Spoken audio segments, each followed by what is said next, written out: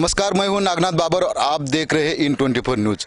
आज हम बात कर रहे हैं पालघर जिले के बोईसर से सटे नागजरी से किराट जाने वाले रास्ते के बारे में।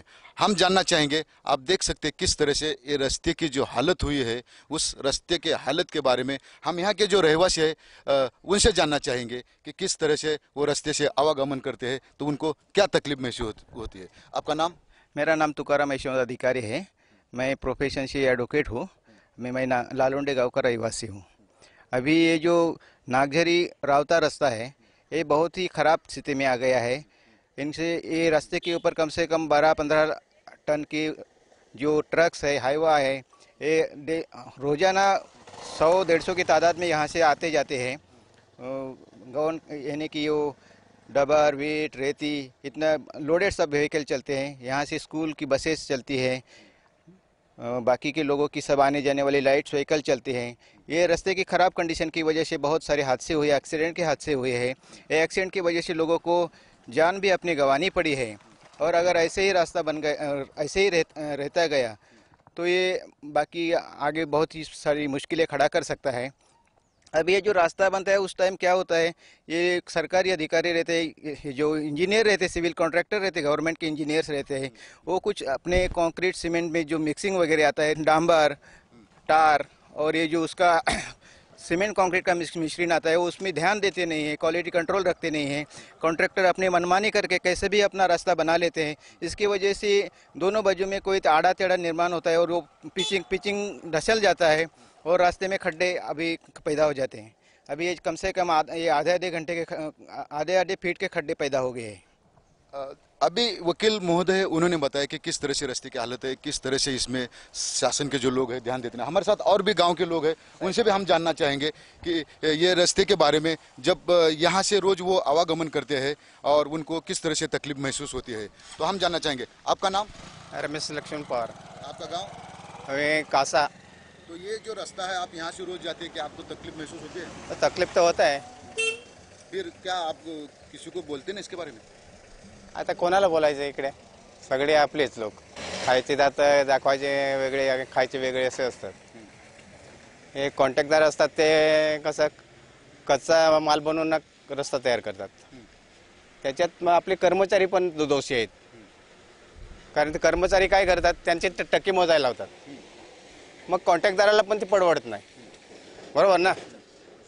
अभी यहाँ पर एक एसटी बस आई है, हम उनसे भी जानना चाहेंगे कि काफ़ी यात्रियों को यहाँ से वो लेके जाते हैं, तो उनको किस तरह से इधर प्रॉब्लम होता है, किस तरह से उनको तकलीफ होती है, किस तरह से बस निकलने के लिए उनको यहाँ से तकलीफ महसूस करके जाना पड़ता है। काफ़ी यात्री बस में रहते हैं, लेकिन वो इसी तरह से खड्डे में से बस लेके जाते हैं। तो हम इस जो वहाँ का उनसे जानना चाहेंगे। आपका नाम? एनएस पागदरे। आप इस रास्ते से रोज जाते हैं, क्या तकलीफ होती है? तकलीफ बहुत होती है सर। फिर हम लोग कैसे गाड़ी निकलते हैं, हम लोग को ही मालूम हो जाता है। तो आप कभी आपके डेपो में या कभी शासकीय अधिकारी को कभी इस बारे में बोले? बोले सर कि इतना खड्डा है कि गाड़ी निकलने में इतना तकलीफ हो जाता है कि बोलना मत। तो उस पर कुछ कार्रवाई होना चाहिए? नहीं होना जरूरी है। खड्डे तो कम से कम भरना चाहिए। तो आपके बस में यात्री बुजुर्ग लोग रहते हैं, बीमार लोग रहते हैं, तो उनको तकलीफ होती होगी? होती होगी ना, होते ही है। और हम लोग को कितना बोलने लगता है वो लोग। तो आपने देखा जिस तरह से ये वाहक ने बताया। देखिए, आप देख सकते हैं कि यहाँ पर और भी लोग हैं जो रास्ते से रोज आना जाना करते हैं। हम उनसे जानना चाहेंगे, आप इस रास्ते से रोज आते हैं तो क्या आपको कितना तकलीफ होता है? बहुत तकलीफ होता है। इतना तकलीफ बाइक से भी इतना तकलीफ होता है तो बड़ी गाड़ी से कितना होता होगा। तो इस बारे में कभी आपने किसी को बताया? बताया तो क्या, 1-2 दिन में, मतलब 1-2 साल में तो रास्ता खराब हो जाता है। गाड़ी भी हैवी चलता है, मतलब लोड का गाड़ी चलता है, ट्रक वगैरह चलता है, तो रास्ता खराब जल्दी होता है। तो इसके लिए कौन जिम्मेदार हो सकता है? इसके लिए मैं तो कोई कुछ बता नहीं सकता।